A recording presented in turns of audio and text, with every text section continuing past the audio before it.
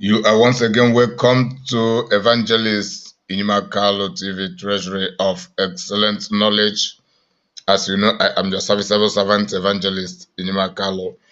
I also say to you, good night from my base. It is 11:33 p.m. and still today, Friday, the 23rd of September 2022.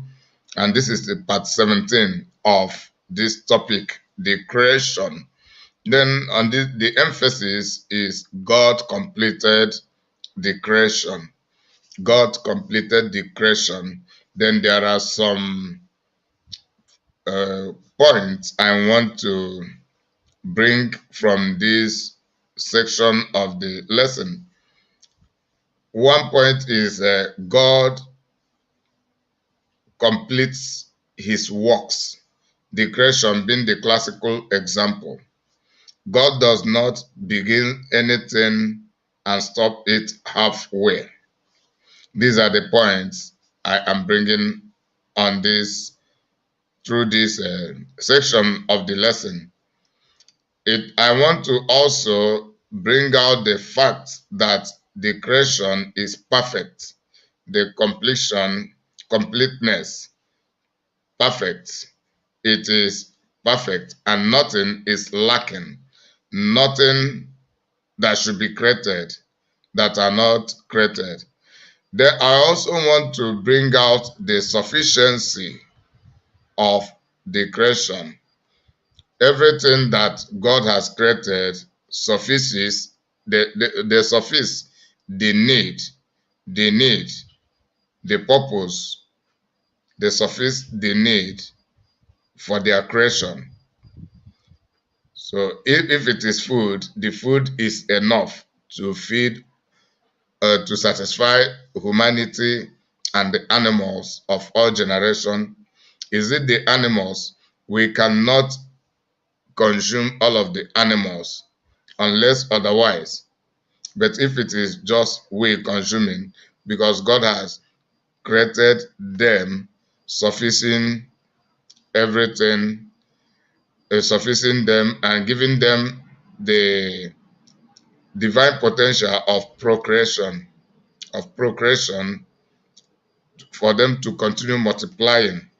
And that is the reason God has created human beings, that human being cannot just like that die off completely, because God has given us the power of procreation. As people die every day, new people are being born on a daily basis. But Satan is trying to change the history by terminating human beings, but God can never permit him to succeed doing that. That is the truth we must know. Is it the water? God has sufficed us with the water that we need. So God has created it that it continue multiplying, coming out. Is it the sea creature, the sea animals, the aquatic animals? They keep multiplying. We can never finish all of them. So God completed the creation. That is the emphasis on this. Is it the light, the sun, the moon? They shine, they go and rest, they come again, they shine on a daily basis. And we can never consume all of their light. God had made it to be so. Is it the skylight? What is it we can talk about? Is it the planet? Even we human beings cannot live in all nook and crannies of the planet, of the earth, the planet Earth. We cannot occupy everywhere. So God has completed the creation, giving us sufficient of everything. It is not as a result of lack of food that propel Adam and Eve to eat the forbidden fruit. Rather, it is as a result of their covetousness, because God has given them abundant, more than enough to be their food, that they cannot eat all, but as a result of their covetousness, they went beyond the boundary to eat that one that God has said they should preserve for him. The creation is complete and perfect. God had done it to be that way. That also conveys the perfect wisdom and the knowledge of God. God is perfect in wisdom and knowledge. God is perfect in vision. God is perfect in creativity. God is perfect in everything he does. Then the creation is the typical example. Everything that have been created, they are all complete and perfect. So that makes the emphasis of this section of the teaching. Then Genesis chapter 1, verse 1, verse 1 to verse 5. Let me just read here. In the beginning, I'm reading from ESV, English Standard Version. In the beginning, God created the heavens and the earth. The earth was without form and void, and darkness was over the face of the deep, and the Spirit of God was hovering over the face of the waters. And God said, "Let there be light," and there was light.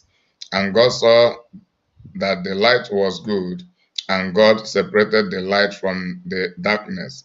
God called the light day, and the darkness he called night. And there was evening, and there was morning, the first day. Then let me just rush to the last verse, verse 31. And God saw everything that he had made, and behold, it was very good. And there was evening, and there was morning, the sixth day.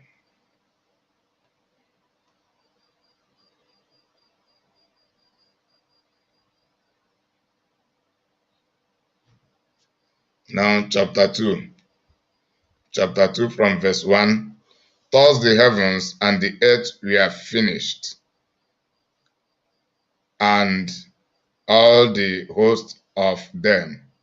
And on the seventh day, God finished his work that he had done, and he rested on the seventh day from all his work that he has done. So God blessed the seventh day and made it holy, because on it God rested from all his work that he had done in creation. I read chapter 2 from verse 1 to 3, in addition to the ones that I've already read in chapter 1. So we see that before God rested, God had concluded with the creation. That is conveying to us that God never rests until he has completed that which he has proposed. That is one of the virtues, the wisdom and the potency of God. God never rests. God never rests. And we as humans, there is the need for completion of every good thing we have begun. Then this completion may not be just on a particular day, as we see God executing the creation in 6 days. In 6 days. So there was a target.